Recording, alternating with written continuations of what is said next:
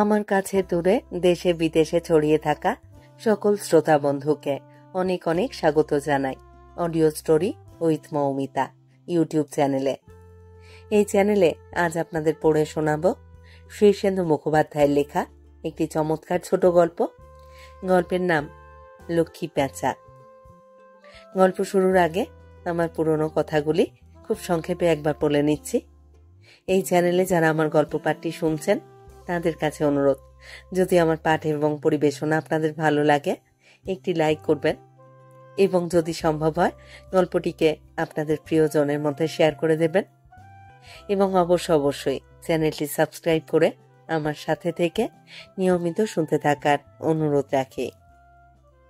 আর কথা বাড়িয়ে সময় নষ্ট করব না, শুরু করছি আজকের গল্প লক্ষ্মী প্যাঁচা। ও, এই যে একেবারে হরিপদ জিনিস রে। আগে ভালো জিনিস বলেই তো আপনার কাছে আসা। এসব জিনিসের কদর কজন করতে পারে বলুন, আর দামই বা দিতে পারে কজন? তা আনলি কোথা থেকে? বাজারি জিনিস নয় তো? তোকে বাপু বিশ্বাস নেই। কি যে বলেন, কবে নেমুখারামি করেছি বলতে পারেন? দ্বিজপদ আর যাই হোক, বিশ্বাসঘাতক নয়, সত্যি কথা বলছি। এরস্ত ঘরেরই মেয়ে, আতান্তরে পড়েছে নেহাত, এঁটো কাটা হয়নি এখনো। গৃহস্থ ঘরের মেয়ে বলছিস? পরে আবার পুলিশের ঝামেলা হবে না তো? দেখিস বাপু, আমার একটু চরিত্রের দোষ আছে বটে, তা বলে আমি মেয়ে ছেলে দেখলেই কাণ্ডজ্ঞান হারিয়ে বসি না। সে আর আপনাকে বলতে, আপনার সঙ্গে তা ধরুন 3 বছরের কাজ কারবার আমার, আপনাকে চিনতে কি আর বাকি আছে?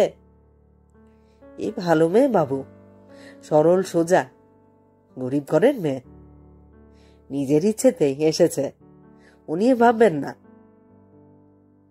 ওরে, তাই কখনো হয়? আমার একটা নিয়ম আছে তো নাকি? ঘরে ওর কে কে আছে সব খোতেন দে। বাপ কি করে?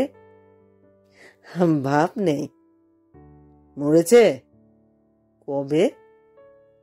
আর কে আছে? মা আছে, 2 ছোট ছোট ভাই বোন আছে।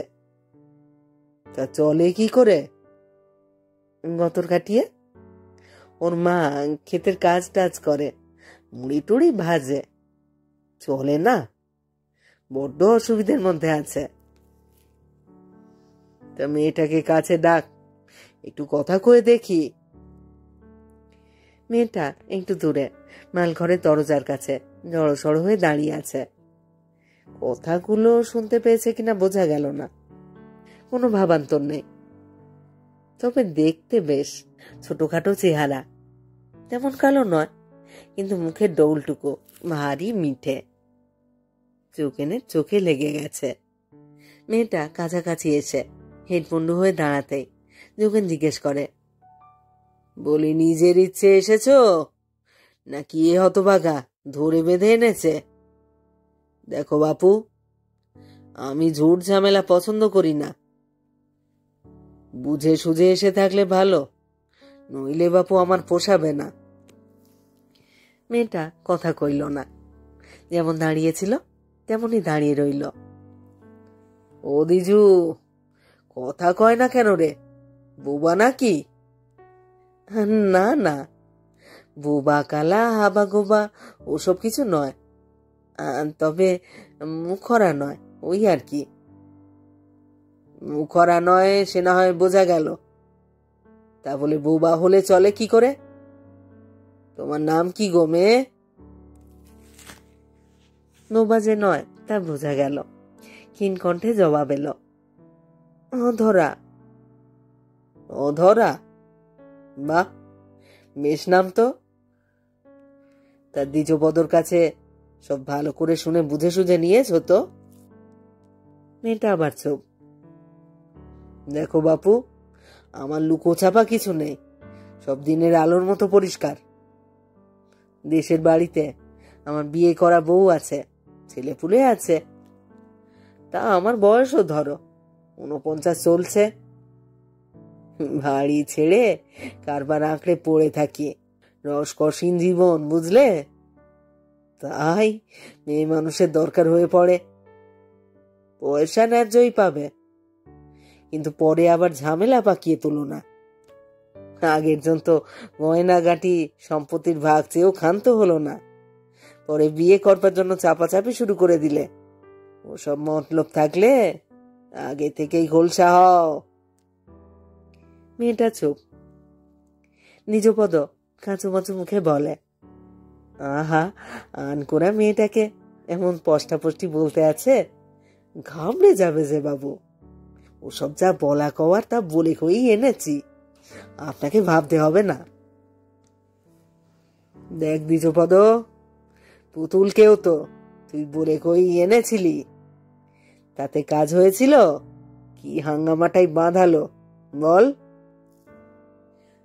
তা বাবু কিছু মনে যদি না করেন তাহলে বলি, পুতুল থাকলেও আপনার ওই সরস্বতীর সঙ্গে মাখামাখি করাটা ঠিক হয়নি।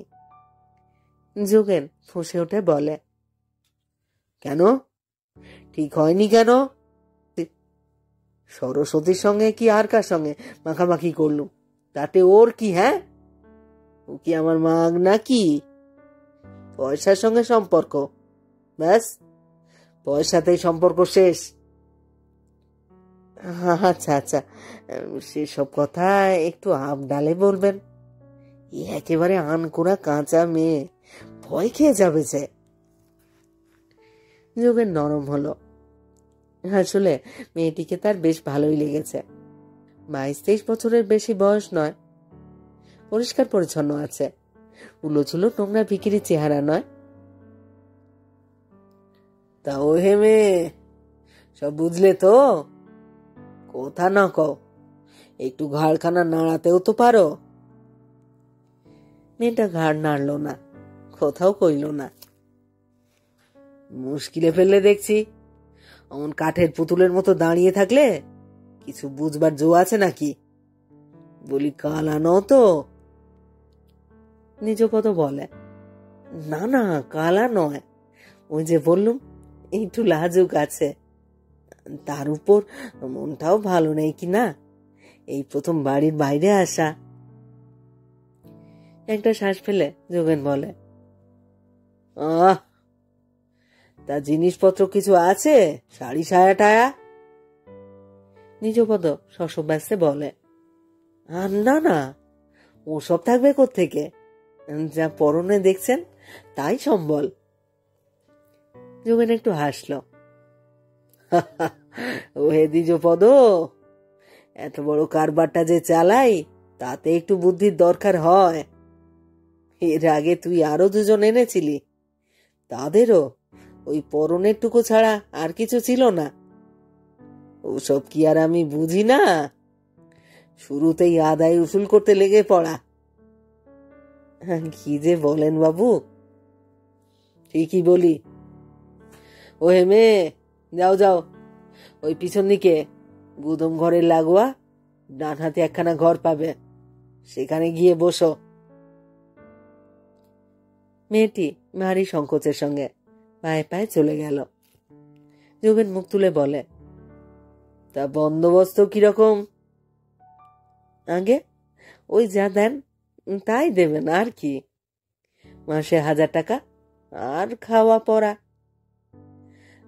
বাড়তি শুধু 10,000 টাকা। আটকে উঠে যোগেন বলে, হ্যাঁ, তার মানে? নিজপদ কাঁচুমাচু হয়ে বলে, বললুম না, ওরা বড় বিপাকে পড়েছে, কিছু জমি বাঁধা পড়ে আছে, সারাতে হলে 10,000 টাকা না হলেই নয়। ওর মা চেয়েছে।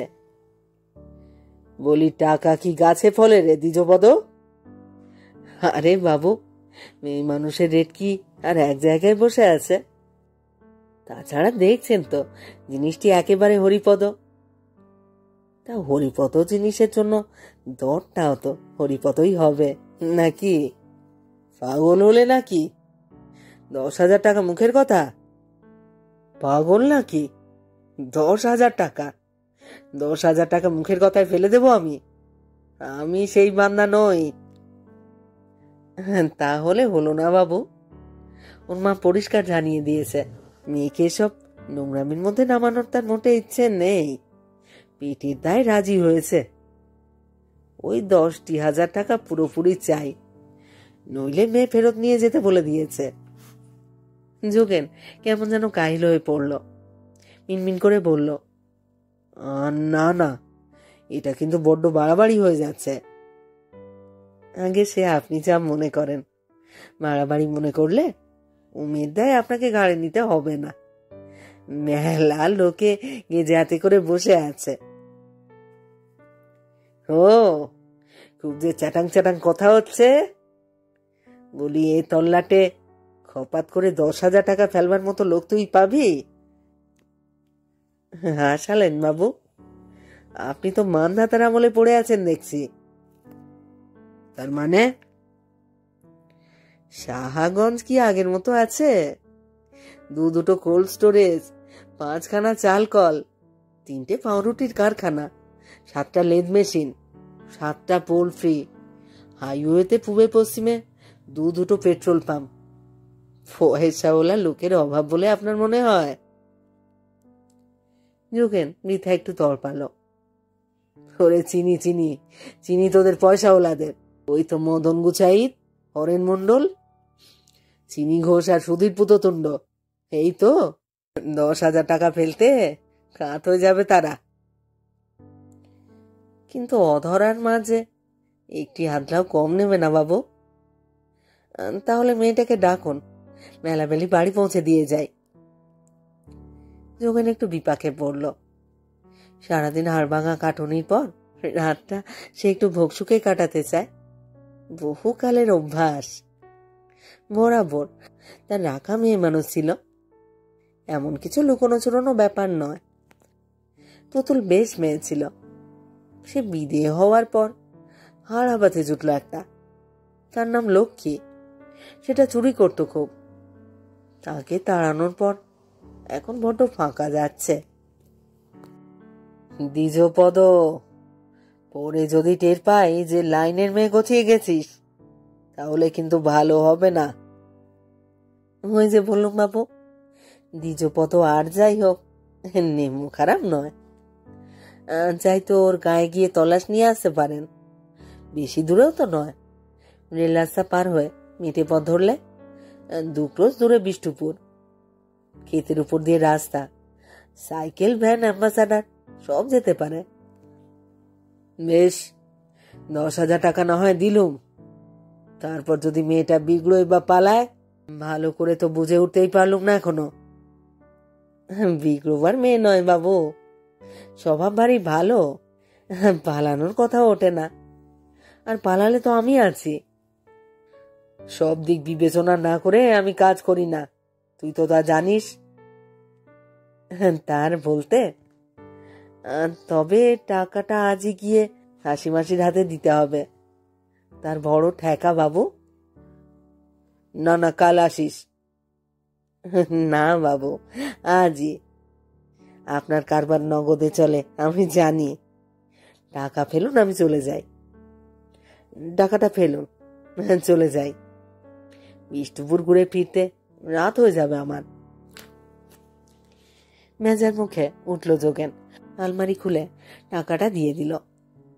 আহামুকি হলো বোধ হয়। মেয়েটার মুখখানা যে বড় ভালো লেগে গেল। টুলটুলে মুখ, ভারী মিষ্টি। যাওয়ার সময় দ্বিজপদ বলে গেল, বাবু একেবারে কুমারী মেয়ে, ঘরও ভালো। পেটের দায়ে নানা ধান্দাবাজি করে বেড়াই। নরকবাস আমার কপালে আছে। কিন্তু এই কথাটা বিশ্বাস করবেন, 10,000 টাকা আপনার জলে ফেলা হচ্ছে না। বেলা 4টের পর মালঘর খুলে, তখন খদ্দেরের ভিড় লেগে যায়। বস্তা বস্তা ভুসিমাল, চটের বস্তা, দড়ি এইসব বোঝাই হয়। লরি, টেম্পো আর ভ্যান। যোগেনের তখন দম ফেলবার সময় থাকে না। মেয়েটাকে একটু বাজিয়ে দেখবার ইচ্ছা ছিল, তা সেটা আর রাত 8টা অবধি হয়ে উঠল না। খাজাঞ্চি আর সে মিলে রাত 8টা নাগাদ যখন হিসেব নিকেশ করে উঠল, তখন দেখল আজকে রাতায় উসুল বড্ডই যেন ভালো। মালও গেছে প্রচুর। এত বড় মালঘর ফাঁকা হয়ে যেন হা হা করছে। খাজাঞ্চি বলল, উফ, আজ কিন্তু বিক্রিটাও হয়েছে বটে। তাই তো দেখছি। কত হলো বলো তো? 52,000 টাকার বেশি। সব নগদ আদায়। মাত্র 4 জন খাতায় লিখিয়েছে। তা সেখানে অন্য হোক 10-12 হাজার টাকা হবে।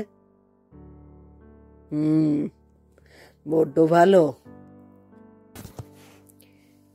খাজাঞ্চি বিদায় হলে সদর দরজা বন্ধ করে মালঘরের পিছনে নিজের ঘরখানায় এসে জামা টামা ছাড়লো যোগেন। আশ্বিন মাসেও আজ ঘাম হচ্ছে। টাকার গরমেই হবে। পুজোর আগে বিক্রি বাটা ভালোই হয়, কিন্তু এত ভালো নয় তা বলে। যোগেন হিসেব দেখে অনুমান করল কম করেও আজ তার 15,000 টাকা থাকবে। দিনে 15,000 টাকা রোজগারটা যদি বজায় থাকে, তাহলে আর ভাবতে হবে না। 2 মেয়ের বিয়ে লাগিয়ে দেবে, আর সনাতন মোহরীর সম্পত্তিটাও খরিদ করতে পারবে সে। বায়না করে রেখেছে, মাস 2 হলো। আরো কিছু সকালাত আছে, তা সেসব হবে কোনো। যোগেন মালঘরেই থাকে। পিছন দিকটায় গোটা 2 খুপড়ি বানিয়ে নিয়েছে। রান্নাঘর, টিউবওয়েল, পায়খানা সবই আছে। এখানে থাকায় মালঘরে পাহারাও হয়, আর ব্যবসাটার সঙ্গে নিজেকে সেটে রাখতে সুবিধে হয়। হাত মুখ ধুয়ে এসে ঘরে রাখা সিংহাসনে উঠছে ঠাকুর দেবতাকে। আজ খুব পেন্নাম ঢুকলো সে। দিনটা বড় পয়া। প্রণাম করে উঠবার সময় মাথায় বজ্রাঘাতের মতো মেয়েটার কথা মনে পড়ল। তাই তো, আশ্চর্য, কাজে কর্মে মেয়েটার কথা মনেই ছিল না তার। সারা শব্দ তো পাওয়া যাচ্ছে না। তাহলে কি পালালো নাকি? ওরে বাস, 10-10টি হাজার টাকা গুনে দিয়েছে সে একটু আগে দ্বিজপদকে। তাড়াতাড়ি উঠে সে ওপাশের ঘরটায় ঢুকে দেখল, না, পালায়নি। চৌকিতে পাতা বিছানায় পড়ে নিঃসাড়ে ঘুমোচ্ছে। পা দুটো চৌকির বাইরে ঝুলে আছে, আর জানলা দিয়ে আসা পূর্ণিমার দুধের মতো চাঁদের আলোয় বিছানাখানা ভেসে যাচ্ছে। আর মুখখানা যেন খুব ফুটে উঠেছে জ্যোৎস্নায়। দাঁড়িয়ে দেখছিল যোগেন, এ কে? এ আসলে কে?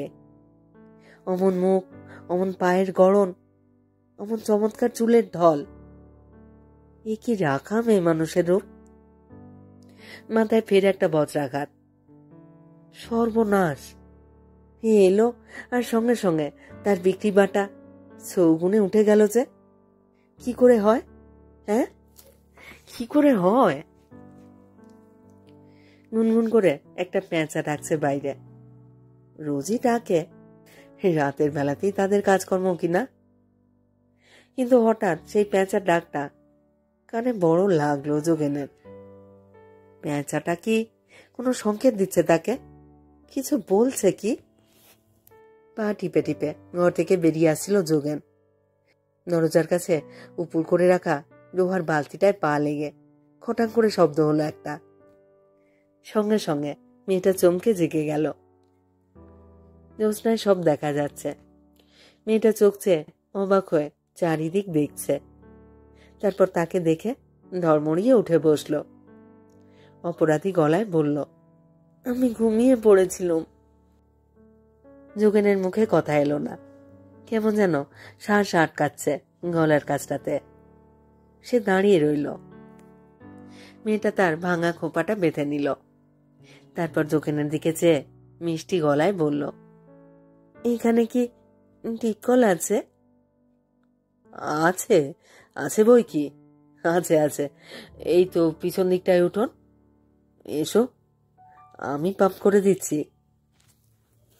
মুখটা বড় ধকধক করছে যোগেনের, বড় ভয় ভয় করছে, বড় অদ্ভুত লাগছে। মেয়েটা আঁচলা করে জল খেল, চোখে মুখে জলে ঝাপটা দিল। তারপর বড় বড় দুটি চোখ তুলে তাকালো তার দিকে। মেয়েটা আঁচলে মুখ মুছতে মুছতে বলল, এই বুঝি কর তোর? যোগেনের কাঁপুনি থামছে না, বলল, হ্যাঁ এই। মেয়েটা একটা শ্বাস ফেলে বলল, ও এখানেই থাকতে হবে বুঝি আমাকে? যোগেনের মাথায় কথা আসছে না। সে আমতা আমতা করে বলে, হ্যাঁ তা আর কি, ইচ্ছে হলে। আমার আবার ইচ্ছে অনিচ্ছে বলে কিছু আছে নাকি? নষ্ট হতে এসেছি, আমার ইচ্ছেই কি কিছু হবে? যোগেন হঠাৎ শুনতে পেল অসত্য কাছ থেকে পেঁচাটা খুব ডেকে উঠল, খুব ডাকছে, ভীষণ ডাকছে। ভয়টা যেন সমস্ত বুক আর মাথা গ্রাস করে নিল তার। শরীরের কাঁপুনিটাও এমন বেড়ে গেল যেন মূর্ছা হবে, কিন্তু মুখে কথা আসছে না। মেয়েটা জ্যোৎস্নায় ঊর্ধ্বমুখে চেয়ে থেকে বলল, মা বেঁচে দিল আমাকে, আপনি কিনে নিলেন, আমি যেন একটা কি, এখনো বিশ্বাস হয় না। কখন নষ্ট করবেন আমাকে? এইবার যোগেনের মুখে কথা এলো, নষ্ট? নষ্ট হবে কেন? নষ্ট হওয়ার কথা নাকি তোমার? মেয়েটা ধীরে ধীরে মুখ নামিয়ে তার দিকে ফিরে বলল, তাই তো কথা। যোগেন পেঁচার ডানার শব্দ শুনতে পাচ্ছে, জ্যোৎস্নায় উড়ে বেড়াচ্ছে পাখিটা। তার ছায়া একবার যেন স্পর্শ করে গেল তাকে। শিউরে উঠল যোগেন। ছায়াটা ঘুরে বেড়াচ্ছে চারিদিকে, সাবধান করছে তাকে, ভয় দেখাচ্ছে। না না, তোমার কোনো ভয় নেই। মেয়েটা অবাক হয়ে বলে, টাকা দিলেন যে? তাতে কি? মেয়েটা অবাক হয়ে বলে, আপনি যে বললেন আপনার একজন মেয়ে মানুষ না হলে চলে না। বলেছি? কথাটা ধরো না মা, বড্ড ভুল হয়ে গেছে। মেয়েটা অবাক হয়ে বলে, মা মা বলে ডাকছেন আমাকে? যোগেন মাথা নেড়ে বলে, হ্যাঁ তাই তো ডাকলুম। ও মা, কেন? কি যে হচ্ছে তা বুঝতে পারল না যোগেনও। সে নয়, তার ভিতর থেকে যেন অন্য কেউ কথা কইছে। থতমত খেয়ে সে বলে, আহা, মুখ থেকে বেরিয়ে গেল যে মা। মেয়েটা এসে বলে, তাহলে তাহলে কি হবে? কিছু হবে না, কিছু হবে না মা, ঘরে এসো, কিছু খাও। খাবো? হ্যাঁ, আমার তো বড্ড খিদে পেয়েছে। তা খেলো মেয়েটা, ডাল ভাত তরকারি কি যত্ন করে ছোট ছোট গড়াসে খেলো। দেখে মুগ্ধ হয়ে গেল যোগেন। না, তার মনে আর কোনো দ্বন্দ্ব নেই, সে যা বোঝায় বুঝে গেছে। আমাকে কি দিয়ে আসবেন মায়ের কাছে? যোগেন গর্জন করে উঠল, পাগল? তাহলে? লক্ষ্মীকে হাতে পেলে ছাড়তে আছে? আমার একটা ছেলে আছে মা, ব্যবসা বাণিজ্যে মন নেই, তার লেখাপড়ায় মন। ছেলে বড় ভালো, তার সঙ্গে তোমার বিয়ে দেব মা। মেয়েটা লজ্জায় মাথা নোয়ালো।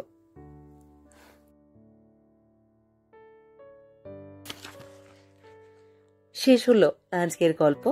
শীর্ষেন্দু মুখোপাধ্যায়ের লেখা ছোট গল্প লক্ষ্মী পেঁচা। কেমন লাগলো আপনাদের আজকের গল্পটি? কেমন লাগছে আমার পাঠ এবং পরিবেশনা? এই চ্যানেলে যারা আমার পুরো গল্প পাঠ শুনছেন তাদের কাছে অনুরোধ, আপনারা আপনাদের মতামত কমেন্ট বক্সে আমাকে লিখে জানান। আপনাদের মতামত পেলে অত্যন্ত আনন্দিত হব, উৎসাহিত হব আরও এরকম সুন্দর সুন্দর ছোট গল্প পড়ে শোনাতে। সবাই খুব ভালো থাকুন, সাথে থাকুন। ফিরে আসছি খুব শীঘ্র নতুন গল্প নিয়ে।